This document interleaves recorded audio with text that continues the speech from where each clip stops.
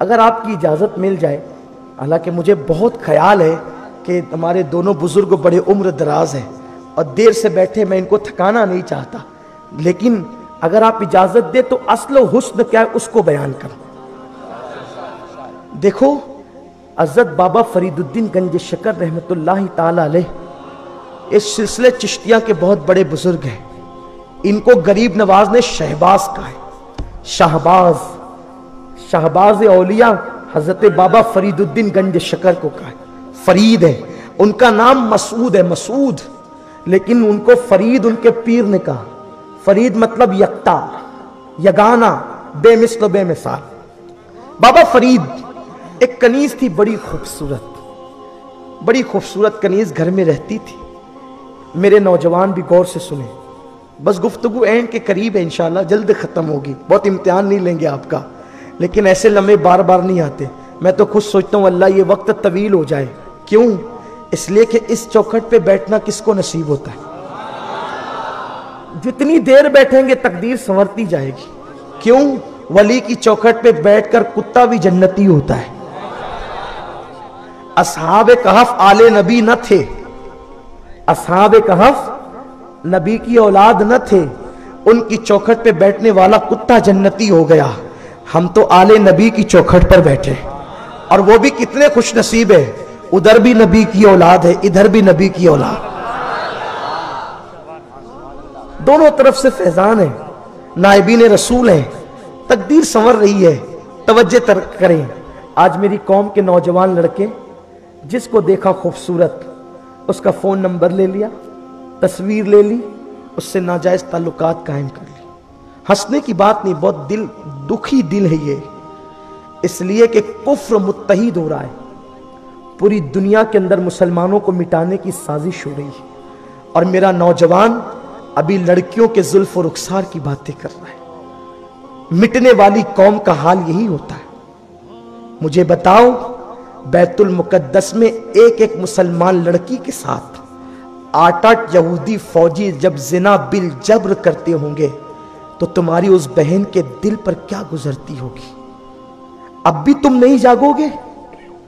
ملک شام کے لوگ اپنے بچوں کو گھوڑے کا چارہ کھلانے پہ مجبور ہو چکے ہیں، تم اب بھی نہیں جاگو گے؟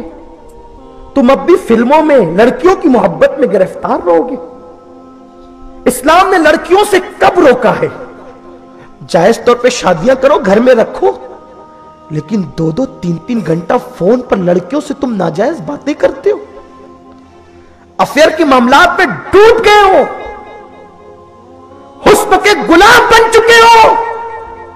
سوچو میرے رسول کے دل پہ کیا گزرتی ہوگی جب تم کسی لڑکی کے ساتھ ناجائز تعلقات قائم کرتے ہوں گے، اس وقت میرے آقا کے دل پہ کیا گزرتی ہوگی، جس نے پوری رات تمہارے لیے مغفرت کی دعائیں کی، جس نے اپنی اولاد سے زیادہ، اپنی جان سے زیادہ تم سے محبت کی، تم سے پیار کیا۔ کیا ان کا حسن کم تھا؟ دل لگانے کے لیے ان کا حسن کم تھا جو تم دوسروں کے حسن کی طرف گرفتار ہو گئے؟ مجھے بتاؤ، جس کے پاس محبوب خدا کا حسن ہو، پھر بھی اگر وہ قوم کسی لڑکی کو تان جھانک کرے، اس قوم کا انجام کیا ہوگا؟ میرا کوئی بھائی اگر آج سے پہلے کسی افیئر اور ناجائز کام میں مبتلا ہو، وہ آج سغرا ماں کی بارگاہ میں سچی توبہ کر لے، یہاں توبہ قبول ہوگی۔ اور سنو، اگر تم نے کسی کے حسن سے ناجائز تعلقات ختم نہیں کیے تو تمہارا تعلق مدینے کی سرکار سے خود بخود ٹوٹ جائے گا، اور جب ٹوٹ جائے گا تو تم کہیں کے نہیں رہو گے۔ بڑی معذرت کے ساتھ صرف سیدوں کا ہاتھ چوم کر تمہارا تعلق مدینے کی سرکار سے کبھی قائم نہیں رہ سکتا۔ سغرا ماں کی مزار پہ پھول ڈال کر 1 سال میں 1 مرتبہ ان کا عرس منا کر تمہارا تعلق مدینے کی سرکار سے کبھی قائم نہیں رہ سکتا۔ کیوں؟ اس لیے کہ لڈو کہنے سے منہ میٹھا نہیں ہوتا۔ اگر دل میں واقعی سغرا ماں کی عقیدت اور سیدوں کی تعظیم ہے तो सुगरा माँ के नाना ने, सैयदों के नाना ने ताइफ में पत्थर खाकर जो दीन तुम्हारे घर तक पहुंचाया, मक्के में कांटों पे चलकर जो दीन तुम्हारे घर तक पहुंचाया, शाबे अबी तालिब के अंदर 3 साल तक पूरे घराने के साथ कैद रहकर जो दीन तुम्हारे घर तक पहुंचाया, उस दीन की तुम कदर नहीं करते। कुरान मुकद्दस पर धूल जम रही है। पूरे मजमे को खुदा और रसूल का वास्ता देकर कहता हूं, अपने मन में डूबकर इतना सोच लो, इससे पहले तुमने कुरान आखिरी मर्तबा कब पढ़ा था? इतना बताओ, मुझे मत बताओ, अल्लाह को क्या मुंह दिखाओगे? तुमने कुरान कब पढ़ा था ये बताओ, और अपने मन में डूब के ये भी सोच ले कि तुमने व्हाट्सएप कब चेक किया था। व्हाट्सएप क्या है? मैं नहीं कहता चेक ना करो ना पढ़ो, कभी नहीं कहता। व्हाट्सएप यार का मैसेज है, दोस्त का मैसेज, जायज ना जायज वो अलग बात है, लेकिन है किसी का मैसेज, है ना? दोस्त के मैसेज की एक हल्की सी घंटी बजती है, हम बेचैन हो जाते हैं क्या मैसेज आया। लेकिन अल्लाह ने कुरान को अपने मैसेज की शक्ल में भेजा, उसकी कदर कितनी करते हो? उसको कितनी मर्तबा खोल कर देखते हो? उसको कितना पढ़ते हो? उससे कितना प्यार करते हो? गुफ्तगू दूर न निकले, बस हर एक को अपने हाल की बात अर्ज करता हूं, अपने आप में डूबकर सोचो और बदलो। नहीं बदलोगे तो अल्लाह को मुंह दिखाना ये सोचो। अल्लाह नाराज हो गया तो क्या करोगे? बाबा फरीद की यहाँ बड़ी खूबसूरत सी कनीज थी। एक मुरीद को कहा, बेटे ले जा ये सामान घर पहुंचा दे। मुरीद गया घर, सामान दिया, वो कनीज लेने के लिए आई। जैसे कनीज आई, कनीज के चेहरे पे नजर पड़ी। इसीलिए बुजुर्गों ने कहा अपनी नजरों की हिफाजत कर। कुरान कहता है उल लिल मुमिनीन यगुद्दु मिन अब्सारिहिम, मोमिनों से कह दे महबूब कि वो अपनी नजरों को नीची रखे। सैयदुत ताइफा हज़रत जुनैद बगदादी ने तो यहां तक कहा, अगर तुझे दूध दोने की ड्यूटी नहीं तो तू बकरी और जानवरों के थन को भी देखने से परहेज किया कर। जो मजहब इतनी तकवे की बात करता हो, अल्लाह अकबर, आज उस मजहब के मानने वालों का हाल क्या। अल्लामा इब्नुल जौजी रहमतुल्लाह अलैह लिखते हैं, अगर औरत का दुपट्टा किसी दीवार पर सूख रहा हो तो उस सूखते हुए दुपट्टे को भी देखने से परहेज किया कर, क्योंकि औरत का कपड़ा भी इंसान के दिल के अंदर शहवत पैदा करता है, इंसान के दिल में मर्ज पैदा करता है गुनाह का। जो मजहब इतने तकवे की बात करता हो, अल्लाह अकबर, अल्लाह अकबर, आज उस कौम का हाल क्या हो गया। तो नजर पड़ी और दिल हार बैठा। मुरीद मुरीद होते हैं। देखो, पीर तो निजामुद्दीन महबूब इलाही है, पीर तो फरीद है, पीर तो मोइनुद्दीन गरीब नवाज है, लेकिन मुरीदों को खुसरो बनने की जरूरत है। दरअसल ये मुरीद जो है ना, सारी कमी मुरीद में, किसी पीर में कोई कमी नहीं। अगर पीर सुन्नी सहीह अकीदा है, पाबंद शराय, तो उसमें कोई कमी नहीं। आप खुसरो बने, आपका पीर तो महबूब इलाही है ही है, आपको फैजान तो मिलना ही मिलना है, लेकिन कमी अपने अंदर है। आज मुरीद हम होते हैं किस लिए? मालदार बन जाए। मुरीद किस लिए होते हैं? धंधा चल जाए। पागलों, मुरीद इसलिए नहीं होते, जुमले तल्ख लगे तो माफ करना। मुरीद इसलिए नहीं होते कि धंधा चले, माल बढ़े। मुरीद इसलिए होते हैं अल्लाह की कुर्बत मिले। कितने लोग कुर्बत खुदा के लिए मुरीद होते हैं, जरा ये बताएं। जो कुर्ब खुदा के लिए मुरीद हुए उनको खुदा का कुर्ब मिल गया, और जो माल के लिए मुरीद हुए न खुदा से मिले, न विसाले सनम, न इधर के रहे न उधर के रहे, कुछ नहीं मिला सिवाय फितना बाजियों के। और मिला क्या है? अल्लाह अकबर। मेरे आका अलैहि सलाम के दीवानों, मुरीद ने देखा, बाबा फरीद का भी कोई मुरीद ऐसा हो सकता था। अल्लाह अकबर के देखा, शैदा हो गया, बजाय खानका में आने के घर चला गया।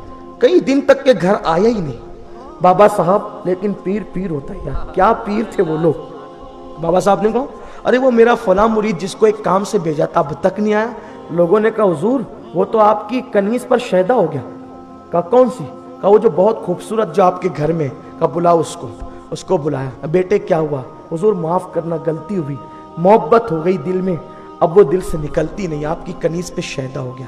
फरमाया कौन सी? का जो बहुत खूबसूरत है। आपने उस कनीज को बुलाया, दिखाया, ये है बेटा। जी बाबा सब यही है। बेटा कोई बात नहीं, गलती हुई है ना, कोई बात नहीं, 1 हफ्ते में हम इसके साथ तेरी शादी कर देंगे। जा तू तैयारी कर शादी की और शादी कर देंगे। वो बहुत खुश हो गया। आपने कहा नाजायज मोहब्बत की बजाय वो जायज में तब्दील हो जाएगी, लेकिन आपको एक दर्स भी देना था पूरी कौम को। उधर वो शादी की तैयारी के लिए गया।